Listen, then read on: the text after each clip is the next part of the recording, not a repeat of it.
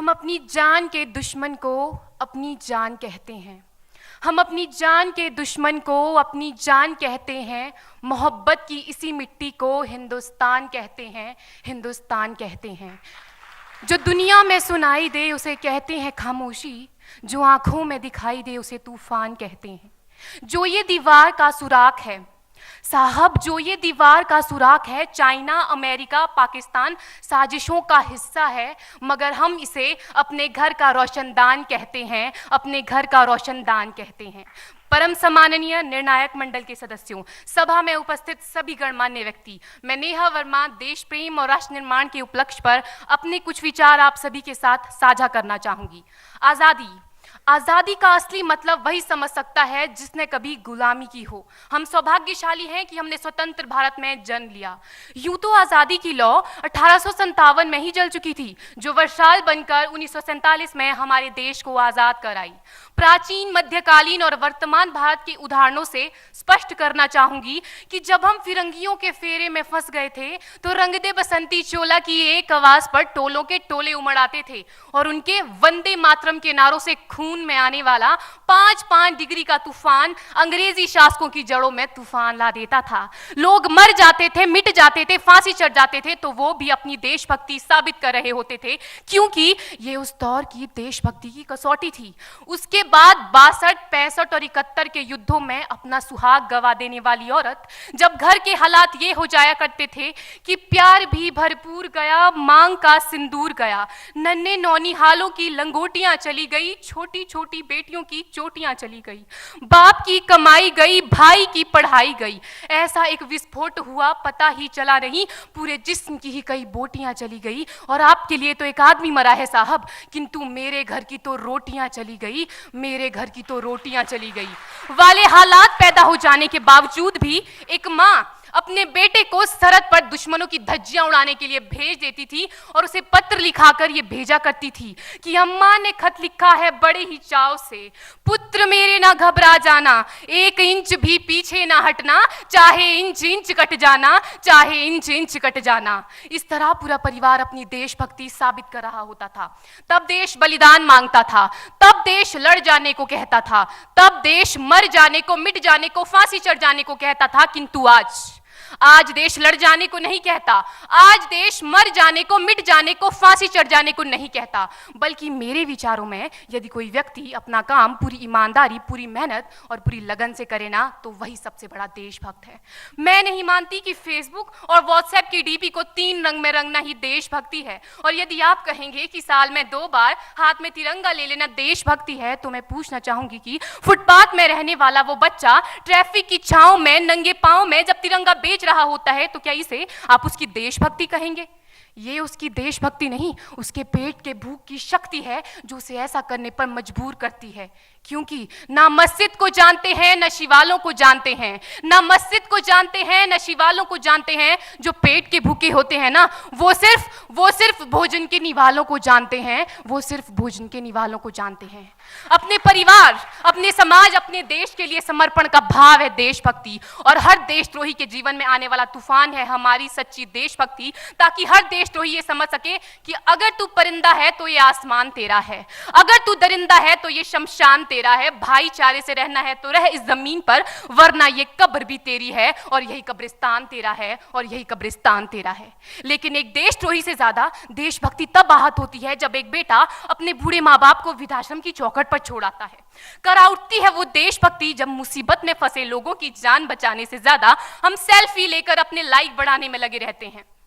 आज के इस दौर में वो युवा जिनके ऊपर जिम्मेदारी थी अपने देश, अपने समाज, अपने राष्ट्र की आशाओं को बांधे रखने की, वही युवा अब 4x4 इंच की छोटी सी स्क्रीन पर अपनी कोमल अंगुलियों के घर्षण मात्र से अपनी भावनाओं की इमोजी भेज रहा है। 4 बोतल वोडका, काम मेरा रोज का ने भारत का भविष्य तबाह कर रखा है। हम ना एक ऐसे समाज में जीते हैं जहां लड़कों से बात करता देख जो भाई हड़काते हैं, लड़कों से बात करता देख जो भाई हड़काते हैं, वही भाई अपनी गर्लफ्रेंड के किस्से घर में हंस हंस कर सुनाते हैं। और मैं बता दूं, महिला सुरक्षा के मामले में हम आज भी 4थे नंबर पर आते हैं। हम ना एक ऐसे समाज में जीते हैं जहां पत्थर की मूरत को लगते हैं 56 भोग और भूखे नंगे तड़पते सो जाते हैं लोग, भूखे नंगे तड़पते सो जाते हैं लोग। मजदूर को मजदूर समझिए, मजबूर नहीं। गरीब को काम दीजिए, दान नहीं। और अगर दान देने के इच्छुक हैं तो जीते जी रक्तदान दीजिए और मरने के बाद अंग दान देकर किसी मरते हुए को जीवन दान दीजिए। यही सच्ची देशभक्ति और यही सच्चा राष्ट्र प्रेम है। ना सरकार मेरी है ना रब मेरा है, ना सरकार मेरी है ना रब मेरा है, और ना ही ये बड़ा सा नाम मेरा है। बस इतनी सी बात का गुरूर है मुझे कि मैं भारत की हूं और ये भारत मेरा है और ये भारत मेरा है। परंतु एक वैचारिक बीमारी हमारे समाज में मुझे नजर आती है।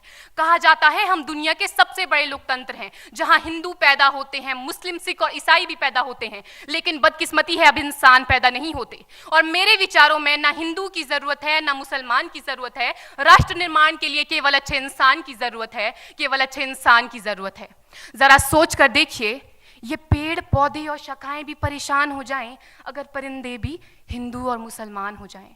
एक शैक्षणिक बीमारी भी हमारे समाज में मुझे नजर आती है, और बड़े ही आश्चर्य की बात है जिस देश ने पूरी दुनिया को तक्षशिला और नालंदा देकर के विश्वविद्यालय शिक्षा की बुनियाद रखी, आज विश्व के 100 सर्वश्रेष्ठ विश्वविद्यालयों में हमारा एक भी विश्वविद्यालय खड़ा नहीं हो पाता। जहां एक और हमारे पास IIT, IIM और NIT जैसे शिक्षण संस्थान हैं, तो वहीं दूसरी ओर इस देश के गरीबों को बेरोजगारी की जमात में खड़ा करने के लिए उनके हाथ में सर्व शिक्षा अभियान का झुंझुना पकड़ा दिया जाता है। और मैं बता दूं, इस शैक्षणिक बीमारी का केवल एक कारण वो ये कि हमारे देश की शिक्षा नीति केवल 2 तरह के लोगों के लिए बनती है। पहले वो जो विद्वान हैं और दूसरे वो जो धनवान हैं।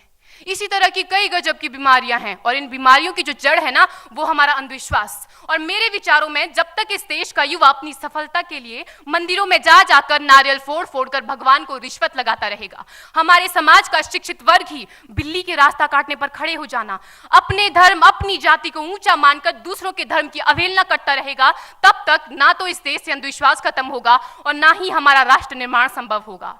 हमारी संस्कृति, हमारी सभ्यता को दुनिया ने शीश नवाया है, तो क्यों आस्था के नाम पर हमने अंधविश्वास फैलाया है? मेरे विचारों में हमारा राष्ट्र निर्माण तब संभव होगा जब इस देश में महिलाओं की पूजा नहीं, उनकी इज्जत की जाएगी। राष्ट्र निर्माण तब संभव होगा जब हम जातिगत आरक्षण नहीं बल्कि सामाजिक सशक्तिकरण पर बात करेंगे। राष्ट्र निर्माण तब संभव होगा जब स्वच्छता अभियान में केवल सरकार नहीं बल्कि सड़क पर चलने वाला हर एक नागरिक हाथ बंटाएगा, स्वच्छ भारत स्वस्थ भारत को दिल से अपनाएगा। असल मायने में हमारा राष्ट्र निर्माण तब संभव होगा जब एक गरीब बच्चा मध्याह्न भोजन के लिए नहीं बल्कि ज्ञान अर्जन के लिए सरकारी स्कूल की चौखट पर कदम रखेगा। और हमारा राष्ट्र निर्माण तब तक संभव नहीं होगा जब तक एक नागरिक नैतिक रूप से सटीन, चारित्रिक रूप से भ्रष्ट, मानसिक रूप से दिवालिया, धार्मिक रूप से अंधा, राजनीतिक रूप से गंदा, स्वैच्छिक मान मूल्यों के आंकड़ों में जिन्न शिन्न पैपंदमयी अखंड भारत को खंड खंड करता रहेगा, तब तक हमारा राष्ट्र निर्माण संभव नहीं होगा। बड़ी बड़ी बातें नहीं, छोटी छोटी कोशिशें करनी होगी, क्योंकि ठोकर हमें पहाड़ से नहीं पत्थरों से लगा करती है। I being an Indian, I being a student, I being a symbol daughter of this motherland feel proud to be an Indian। और मैं सैल्यूट करना चाहूंगी सरहद पर दिन रात हमारी रक्षा के लिए खड़े हर उस जवान को, इस देश की पुलिस, प्रशासन और किसान को, और इस देश के हर उस व्यक्ति को जो अपना काम पूरी ईमानदारी, पूरी मेहनत और पूरी लगन से करते हैं, जिनके बिना राष्ट्र निर्माण की कल्पना करना भी असंभव सा लगता है। और आज इस मंच पर पूरी जिम्मेदारी के साथ मैं भारत की बेटी ये कहती हूं कि हमारा राष्ट्र निर्माण तब संभव होगा जब हम सभी, मैं, आप, हम सब मिलकर प्रयास करेंगे, क्योंकि हमारे देश की जिम्मेदारी नहीं है हमें आगे ले जाने की, हमारी जिम्मेदारी है अपने देश को आगे ले जाने की, अपने राष्ट्र को आगे ले जाने की, अपने वतन को आगे ले जाने की।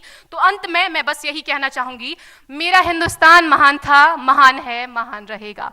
मेरा हिंदुस्तान महान था, महान है, महान रहेगा। होगा हौसला सबके दिलों में बुलंद तो एक दिन पाकिस्तान भी जय हिंद कहेगा। पाकिस्तान ही क्यों, सारा जहान जय हिंद कहेगा, क्योंकि सारे जहां से अच्छा हिंदुस्तान हमारा, सारे जहां से अच्छा हिंदुस्तान हमारा, हम बुलबुलें हैं इसकी, ये गुलिस्तान हमारा, ये गुलिस्तान हमारा। जय हिंद, वंदे मातरम।